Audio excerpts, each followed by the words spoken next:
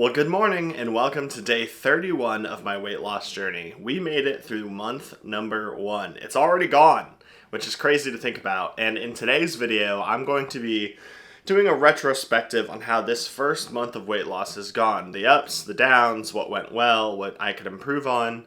And so we're going to be reviewing all the data this morning in today's video. I started off today, as I do every day, by doing my daily weigh-in, where I weighed 325.2 pounds. So we just missed the 20 pounds of weight loss in the first month goal, but still overall lost 19.4 pounds, which is a great start. Afterwards, I wrote myself a daily affirmation, 1 month down already. It's crazy. When doing this, time feels like it flies, and it also feels agonizingly slow. It's really hard to describe. I think I'm both encouraged that the first month went by so quickly, and discouraged by how much time we still have left to go.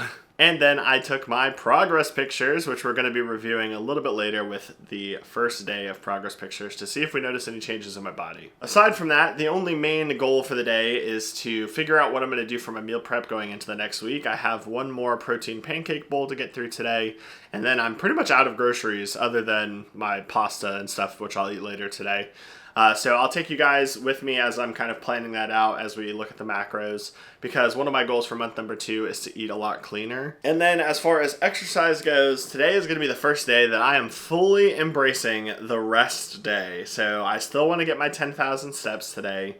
I'm not going to compromise there in terms of my daily activity goal, but I'm not going to do a strength training program or any additional cardio because my body is feeling it. Yesterday, I don't know if I was like getting sick or something, but I was just not in a good shape. So after some rest last night, I'm feeling a bit better, but even just like my ankles and my knees as I'm walking around are definitely hurting. So I think this is a great opportunity to enjoy the progress that we made in the first month, not get crazy, stay on track, but just take a day to rest. So yeah, that's about it. I'm going to go downstairs, grab my breakfast, take my supplements, and then get some office work done. And then a little bit later, I will join you guys back here in this video to review how the first 30 days has gone. All right, everybody. So I've spent the last couple hours getting some work done in the office, got today's video scheduled to post, and also started getting together some metrics that we're going to review later in the video, like progress pictures and other data.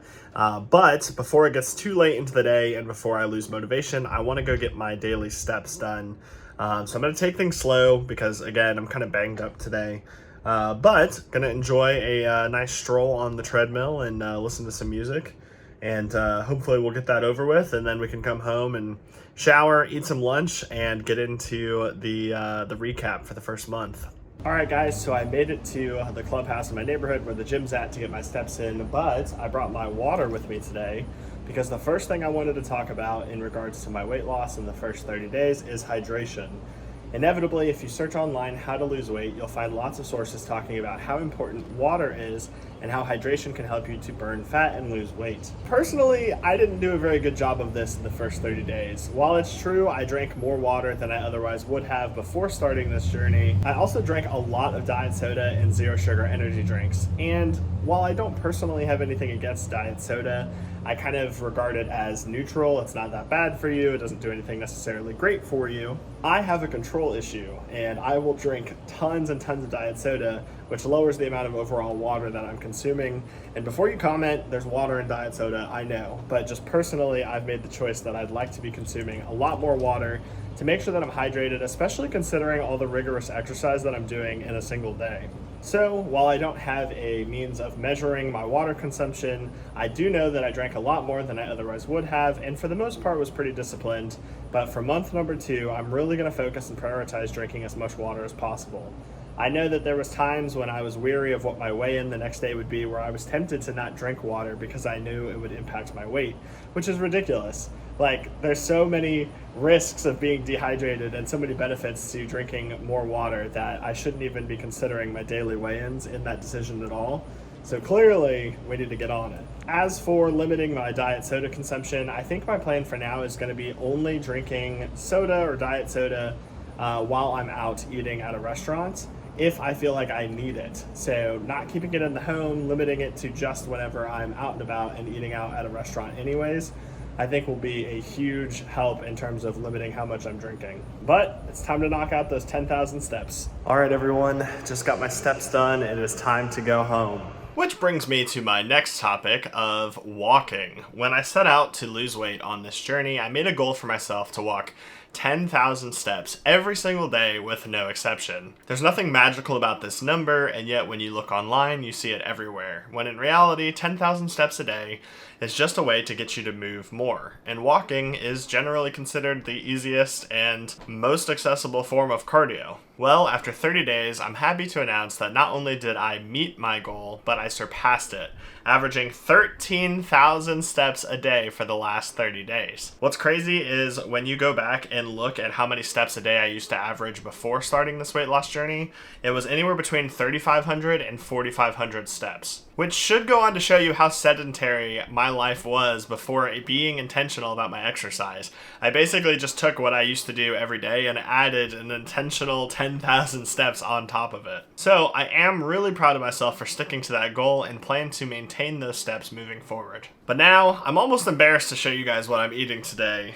because I'm at the end of a meal prep week and I'm kind of just in survival mode. And so I have made more chicken and potatoes in the air fryer. Processed, probably not the healthiest meal, but altogether calorically fits within my plan. And this is why I want to talk about eating and my calories and how everything has gone in the first month, because I believe this area stands the most room for improvement moving into the second month. So what you are seeing on the screen now is the spreadsheet that I've been keeping track of my daily weigh-ins as well as how many calories I've eaten in a day.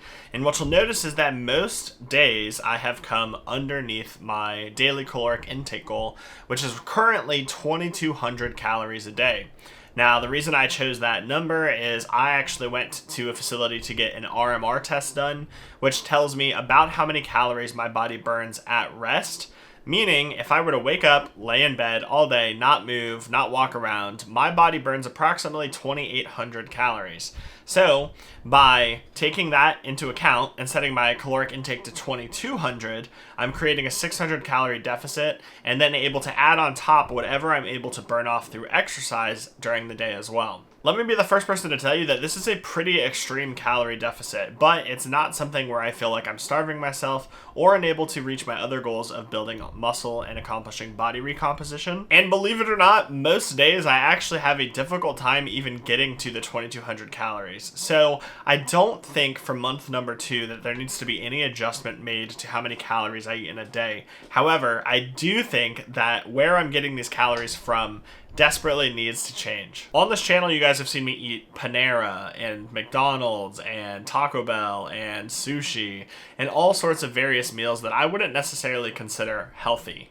Hell, even some of the foods I've been preparing at home aren't the most ideal for weight loss and just a healthy diet. But if calories in versus calories out is all that matters in terms of weight loss, why do I care? Well, for one, I'm trying to prioritize my protein so that I can actually build muscle while losing weight, which is pretty tough to do. If I don't eat enough calories and if I don't get enough protein, then all I'm really effectively doing with strength training is burning calories, but not really reaping the main benefit of adding muscle, which will both make me look better at the end once I've lost the weight, but also help my body burn more calories throughout the day. So my goal for month number 2 is to source my calories from home a lot more often. Being in a calorie deficit is nice, and having the flexibility to still have a social life and still go get nice comforting meals when I need to is a luxury that I'm not used to. But I am very serious about my weight loss and taking the most advantage out of this opportunity that I have possible, and so it's time to buckle down. A little bit later today, I'm going to be meal prepping and I'm going to figure out what I'm going to make for this upcoming week of meals. And I'm going to do my absolute best to make sure it's well-rounded, has all the micronutrients and macronutrients I need to sustain weight loss, and stick with it. I think if month 2 we're able to achieve a much more consistent and clean diet, we'll have even better results than the first month.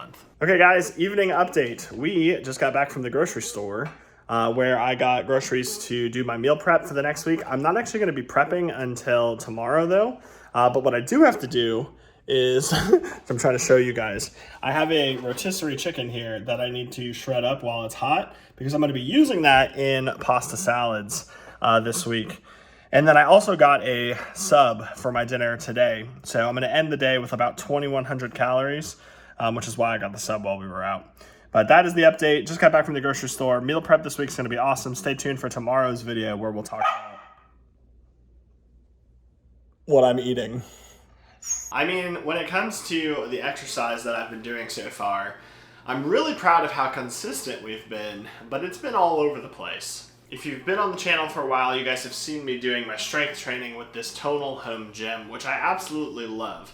It takes all the thinking out of the equation, and all I have to do is show up and try my best. But I've been having a hard time finding a program that fits my needs and skill level. My goal for month 2 is to find a program that will work alongside my twice a week personal training sessions that I can stay consistent with all through the month. I don't want to keep swapping programs and working the same muscles 2 days in a row because I don't know what's going on. So, 10,000 steps a day is going to stay. Strength training at least 3 times a week, plus my 2 personal training sessions where I do some strength training and some HIIT cardio. And then I've also recently adopted cycling as an additional form of zone 2 cardio to help burn even more calories. What I was thinking is I still will do cycling on some days because I enjoy it, but I also want to do faster walking on an incline treadmill for a 30-minute session, specifically targeting an elevated heart rate of 130 or higher. Most of the cardio that I'm doing is burning calories, but I'm never really getting into that elevated heart rate for a sustained period. So I think that's one thing that I'm going to try. And the reason that the walking is nice is because it also helps me to tackle my simultaneous fitness goal of 10,000 steps a day. So I have a really clear plan in my head. The only tricky part is going to be coordinating with my personal trainer and my Tonal so that I'm not overdoing it on certain muscle groups. But with that plan in place, all that's left to do is show up and give it my all. Which brings me to my last pillar of weight loss and overall healthy living, and that is sleep. Sleep is not only great for losing weight and burning fat, it's also great for building muscle. I'm super proud to say that there has not been a single night in this first month that I have not been in bed by 11 p.m., which is the bedtime that I gave myself. The reason I try to be in bed by 11 is because I'm up most mornings by 6:30 or 7, which gets me close to 8 hours of sleep, whereas before, there were nights where I'd stay up till 2, 3 a.m. So, as far as I'm concerned, there's no reason to adjust my sleep schedule, but one thing I would like to start doing is going to sleep without the TV on. Ever since I was a little kid, I would always have to have something playing in the background for me to fall asleep easily, and that's still true today. However, there's all sorts of resources online that suggest that looking at screens before bedtime can inhibit your sleep and prevent you from getting deep sleep and rest. So I might not be ready to do that yet, but it's something that I want to start experimenting with. I'd love if at the end of a long day I could just come to bed, do my evening routine, lay my head down on a pillow, and pass out. Aside from those main areas, I do have a couple of other goals related to my weight loss journey. I'm not just trying to address the physical symptoms of being obese, but also the underlying causes of my weight gain. And one thing that I want to do is read a book every month of this 6-month weight loss journey. The first book for the month is You Are Enough, and you guys have seen it here on the channel. Sadly, I have not spent nearly enough time reading this month, and I have not finished this, so we are a little bit behind pace in terms of reading these self-help and educational books that are geared towards improving my mental state, my relationship with food, my self-confidence, my view of my body, and just all of the mental aspects that go into this journey as well as the physical. And the only other thing that I can think of right now is my dental hygiene, which I have committed to trying to improve in that area. It's something that I've never been particularly great about in my life, but certainly with experiencing depression and anxiety, that is one of the habits that I just let go of and did really poorly with. And this month, I'm proud to say I've done a lot better. Still room for improvement. I have not flossed every day. I'm actually really struggling with the physical floss, so I'm going to have to probably go back to water flossing at the very minimum. But as I've mentioned, that is definitely part of my daily routine that I see to it to make sure that I'm doing. And, hopefully that will have long-term impacts on my oral health. But that about sums up everything I've done in the first month. In terms of how things have impacted me mentally, it's been tough, but honestly, I've just been so excited. Several times in my life, I have tried to lose weight, and I always get really pumped up going into it and have a lot of motivation at the beginning. So this time is certainly no exception, but the key is going to be to form sustainable and healthy habits that are able to be, continued on for several months and ideally the rest of my life. It's really easy to get excited and to overdo it and to work really hard and then to lose motivation and go right back to doing what you were doing before. But making these videos, writing daily affirmations, spending time reading and talking with family about how my progress is going has all been really helpful for me to stay mindful of why I'm doing this. Remembering my why of wanting to lose the weight and be healthy and having a goal to work towards. I'm not sure how much we've talked about it on the channel, but my end goal for this is not only to be healthy, but to one day get certified as a personal trainer so that I can go on to help other people who struggled like I do. I believe that everybody is capable, but it was really hard for me to work up the courage to go on this journey, let alone to document this online. And if I can use my story and the knowledge that I learned and my experience as a tool to help motivate others and help them get started on their own journeys, I think that's really powerful. So while I am selfishly motivated for my own health and life, I'm also have a lot of external motivators that are keeping me going. And so mentally, I'm just so excited to continue making progress and to continue learning, and also so grateful for this community and for the opportunity that I have.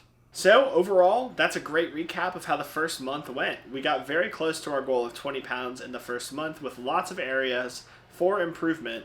And today we talked about hydration, sleep, nutrition, and exercise, which are the 4 pillars that I'm focusing on in order to live a healthier life. As for today and this video, it's the end of the day and I'll be going to bed soon, so thank you guys so much for watching. If you have any questions about my routine or suggestions about ways that I could make things better and possibly get better results, let me know in the comments, and subscribe to the channel to stay up to date with my weight loss journey. Stay motivated, and I'll see you guys in the next video.